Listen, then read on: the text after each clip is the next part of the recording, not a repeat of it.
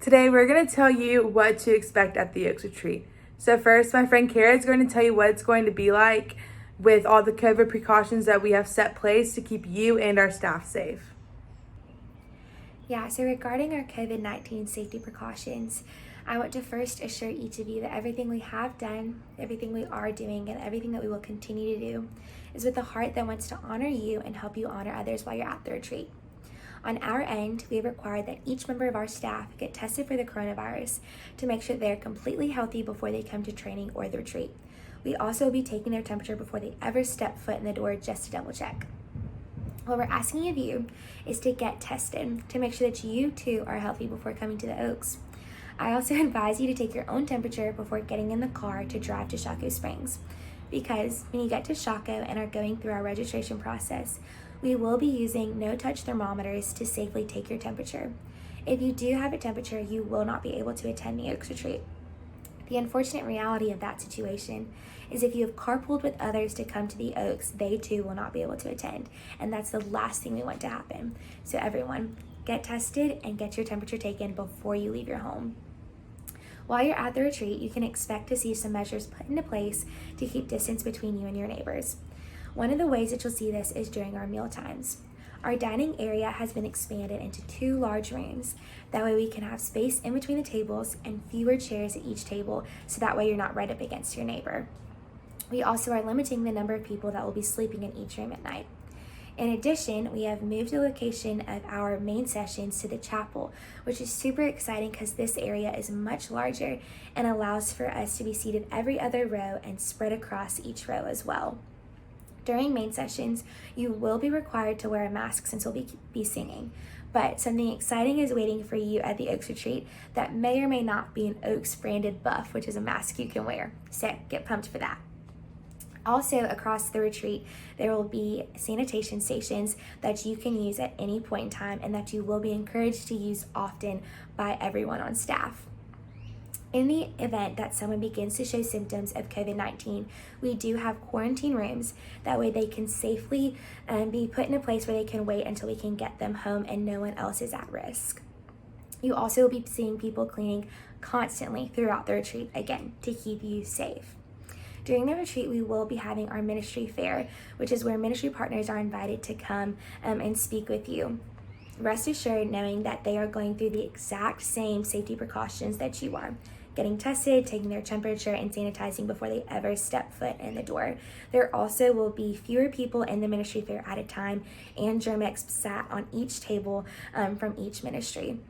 So the bottom line is that we are doing everything we can to keep you safe, and we want you to know that we are so excited to see you safely at the Oaks Retreat. Now, JD is going to tell us what it's going to be like day to day and just share our schedule with you. Yeah, let me tell you about that. So here's a brief breakdown of the schedule. Day 1 is going to start off with check-in and registration, and then from there we'll move into a welcome and orientation session for the freshmen. After that, they'll come out and they'll find their family groups, which are going to be the 6 or 7 other freshmen they're with, as well as their 2 counselors. From there, they'll head to dinner together, get to know each other, and then go into their first main session, which will be a message put together by a local Auburn pastor. Afterwards, they're going to come out and then cap off day 1 with some free time. Now, day 2 is going to be broken down pretty similar. They're going to have breakfast in the morning and then followed that by another main session. They'll come out of that, have some time with their family groups, and then go to lunch, which will be split 50-50, where they'll be going to lunch and then also rotating in and out of the ministry fair. And the ministry fair is a chance for campus ministries and churches in the Auburn area to come in, set up, so the freshmen can check them out and maybe even find a community before they get to Auburn. After that, they'll head into another main session and then come out of that and have some free time for the afternoon. And then after that, we'll head into dinner and then have your last main session on day 2 and then cap it off with some more free time. And then day 3, you're going to have breakfast in the morning, your last main session of the retreat, and then some time for pictures, your last goodbyes, and then we're going to ship everybody off around noon. And so that's a brief breakdown. Now, Pocket's going to go over what you're going to gain from the retreat and why we do the Oaks Retreat.